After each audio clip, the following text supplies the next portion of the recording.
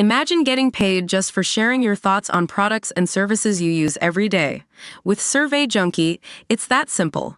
Click on the link in the video description to discover how you can start earning today by taking surveys. You wouldn't guess now that Keesley Lanfear was so worried about telling people his sexuality. Thousands of people watch his videos about living on his own for the first time, his skincare routine, travels abroad, and his recovery from cancer. But it's that final topic he credits with helping him feel free to live the way he wants to. Growing up in a small community in the Forest of Dean was difficult, as he felt he stood out and was bullied for being gay before he'd even told people. The lads and the boys just weren't very nice, Keesley told usnews.co.uk.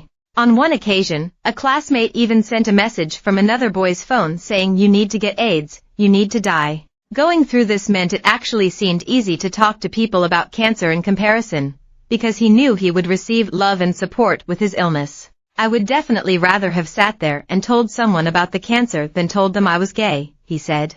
To view this video, please enable JavaScript, and consider upgrading to a web browser that supports HTML5 video. After being diagnosed with stage 4 Hodgkin lymphoma in 2022, he was given a bed on a ward for young people run by Teenage Cancer Trust at a hospital away from home, in Cardiff, Wales. But instead of worrying about the side effects of chemo beforehand, he worried others would react badly to sharing the ward with him. "I grew up in a really small area, and there were no gay people around me," he said.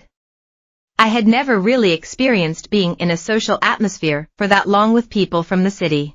In my head it was like a big thing. How are the other boys on the ward going to be with me? But once I got there it was absolutely fine. It was more than fine, as he found friendships as well as a sense of freedom in the hospital. Nobody could judge me because they don't know anything about me," he said. As well as the other patients, he talked to the nurses on night shifts, staying up into the early hours. They had friends who had been through similar situations, not the cancer, but things like being gay and coming out, so it was really lovely to hear that, and I was like, oh my god, it's not just me. He started to feel much more confident, as having such a major challenge to focus on took him away from day-to-day worries. Keesley came out to people at school before prom in year 11, and was surprised the reaction was actually positive there too, even from those who had given him a hard time. "As soon as I came out, they were like, oh, we have so much respect for you," he said.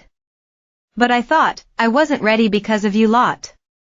It was almost too late because of the bullying and teasing about it before." After leaving school, Keesley threw himself into work as a wedding planner, but then had a massive curveball when he started losing weight, getting back pain and itchy legs in 2022. He went back and forth to the doctor and was initially told it could be from a viral infection. After blood tests, his cancer was eventually picked up in May last year and he began treatment aged 21. As the cancer had spread, he needed to have 4 cycles of chemo lasting around 3 months. It had a visible effect, and he had to find a new personal style to adapt. He found a positive side of losing his hair, though, finding a new signature look by shaving his head. "I would never wear a bandana before, but because that was the only real option I had, I found a way to love it," he said. "I probably had 15 bandanas at one point." Now in remission, Keesley's hair has grown back, with more of a wave, but he still appreciates the power of a good hat. To thank Teenage Cancer Trust for helping him through it, he raised £15,000 with the support of his family and community, including a bake sale, a walk, and a 45-mile sponsored bike ride by his dad. While Keesley says cancer changed his mindset and brought positive changes, it was a huge weight to carry at a young age. At one point, he told a friend, "I don't think anyone will love me after this," worried about how different he would look, and fearing, "I'm never gonna find anyone after this, because who's going to want the cancer patient?" King's bush has grown out of control and is now annoying lots of people. Police update on viral video of man nibbling boy's ear at World Snooker Championship. Boy, 12,